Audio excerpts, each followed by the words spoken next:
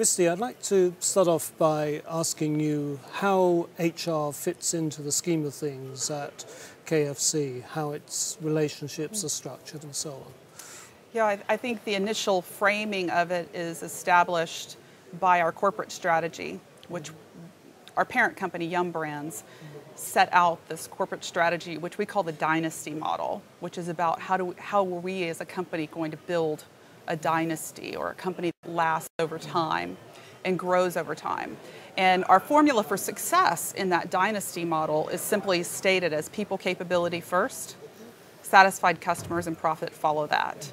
And as simple as that seems, it sets the tone, as any good vision or strategy should, that's really alive in a business. It sets the tone for what a priority people is for our business. And so you've got the strategic framework that says, wow, people first, human resources being the function that is primarily tasked with driving the people agenda, really positions us well. But I would say even on a more basic level than that, globally, we have over 1 million employees in Yum Brands. And in the UK, we've got over 22,000 employees. We've got 782 restaurants. And unlike a lot of industries that have different verticals for sales, we only have one avenue for selling. And our business model is so simple, but we make food, we have people who make food, and they exchange it in a human-to-human transaction. So our very fundamental economics completely rely upon people. So I would say those two elements lay the foundation and really thrust HR forward. And in a lot of ways in our business, this whole people agenda is at the forefront and leading. And so it's interesting listening to people talk about wanting to have a seat at the table as HR.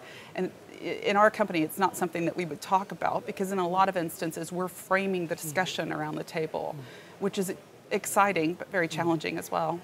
So does that mean you have an equal voice in business and commercial decisions? Absolutely, absolutely. And we're expected to contribute across all functions.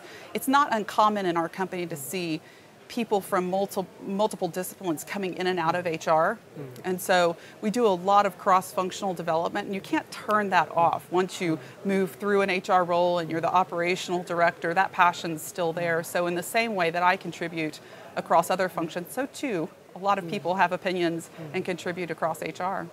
Looking at HR, though, from a wider perspective, what is it about an HR director or indeed a partner with the business inside your organization that qualifies them to make those kind of contributions and be taken on trust and be treated as a serious partner? I think it's your approach. I think it's beginning with the customer, the ultimate customer in mind, and coming back from that to build your priorities in your work. And so in every instance, even if I'm talking about benefits or rewards, in my mind, I'm thinking about the ultimate impact to our consumer. And we're a consumer-driven business. We're a brand-building business. And so I think keeping that front of mind, not just talking the talk, but really building human resource programs and platforms that deliver a repeated customer experience that's great. And I think the reality is, as a board, we're all after that. We're all after creating over and over and over again great consumer experiences. And we happen to be really reliant on doing that through people.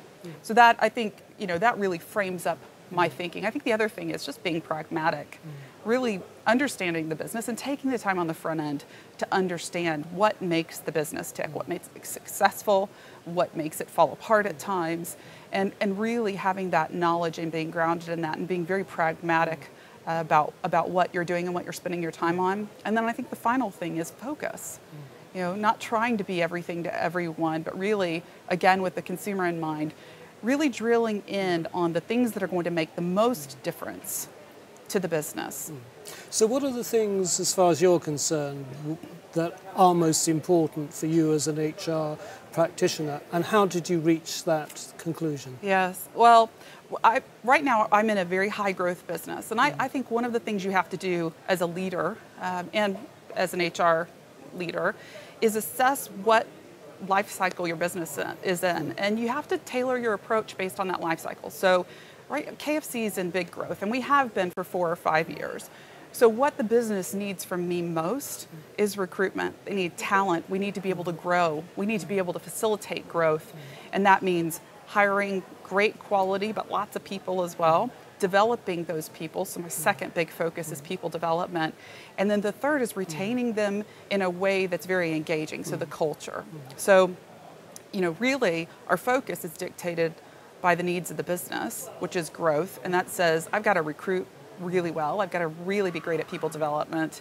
And I've got to create a culture that makes people want to come and makes people want to stay.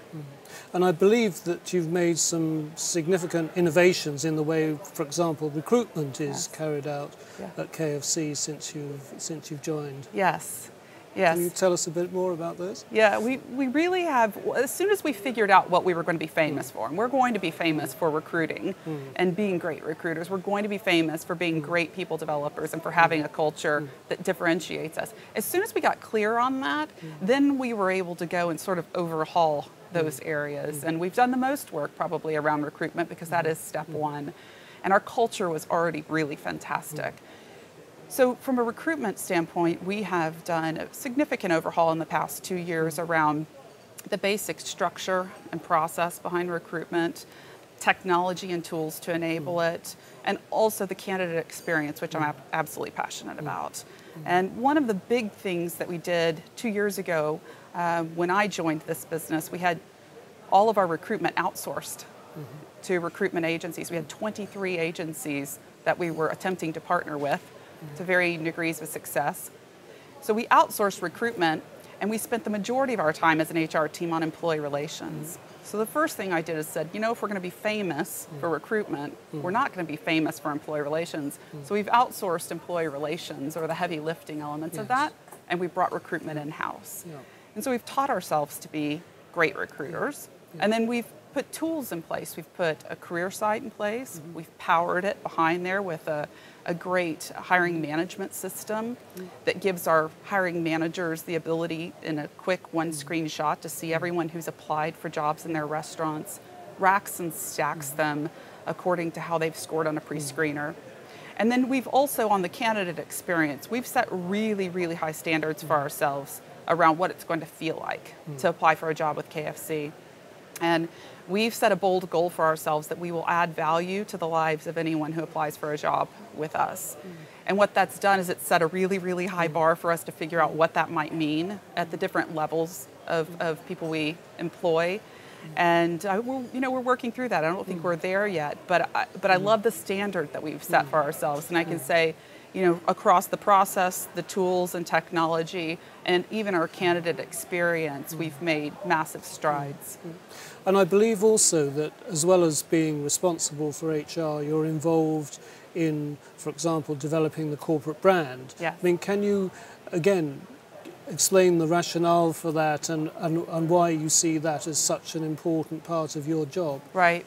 So our corporate reputation is absolutely critical to my success in my role. I'm the end user and the benefactor, aside from the fact that I'm a passionate brand lover and shareholder, but I'm a benefactor of the perception of our brand.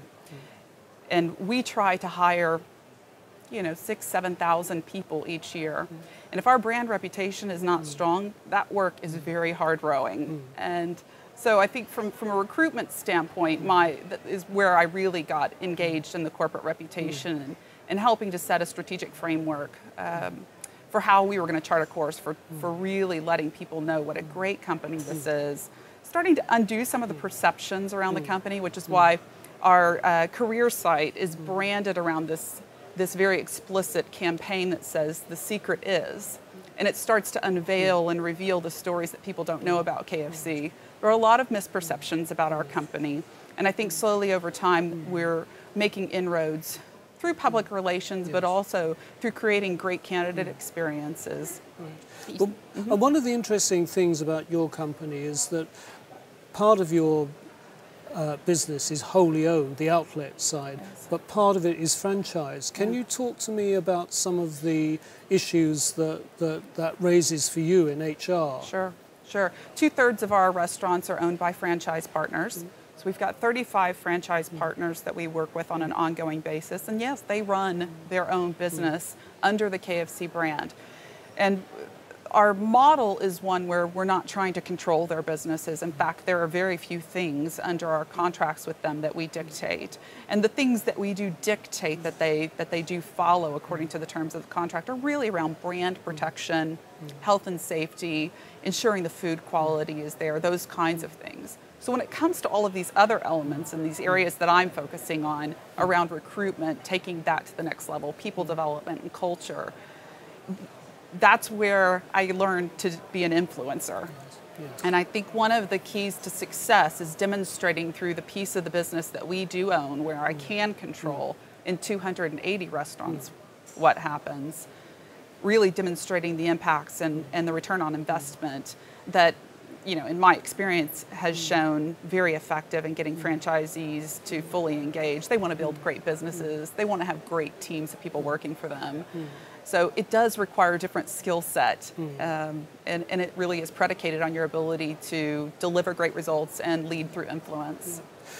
So would I be right in assuming that there may be something different about your HR staff, the kind of people you employ?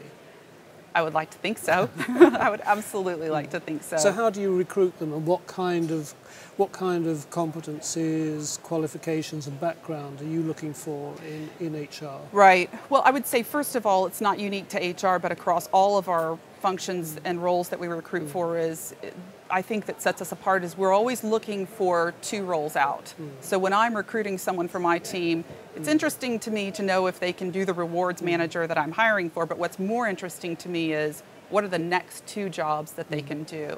And what that does is it gives us people who are hungry, people who have intellectual stretch, people who want to be growing the business and growing their career. And so I think that has been hugely helpful for us across the whole business, and I absolutely apply that to my team as well.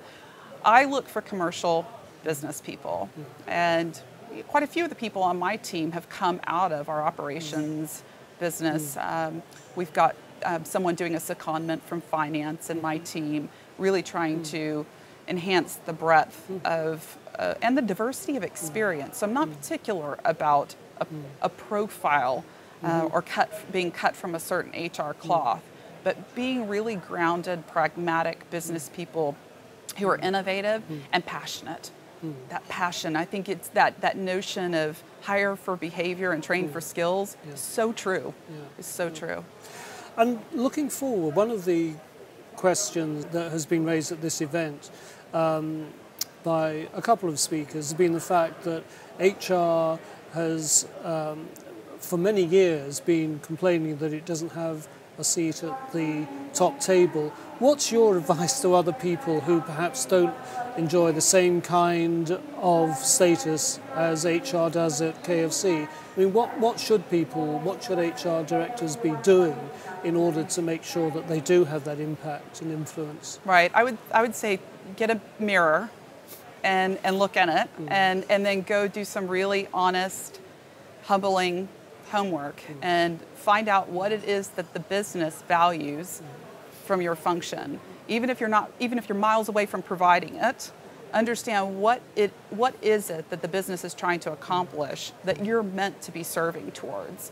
And whether you like it or not, whether it fits to your agenda or not, if you really want to be engaged, and aside from the seat at the table, if you want to be engaged in making decisions in your business at a strategic level, that's the only way in. You have to be contributing towards the strategy that the rest of the board's contributing towards.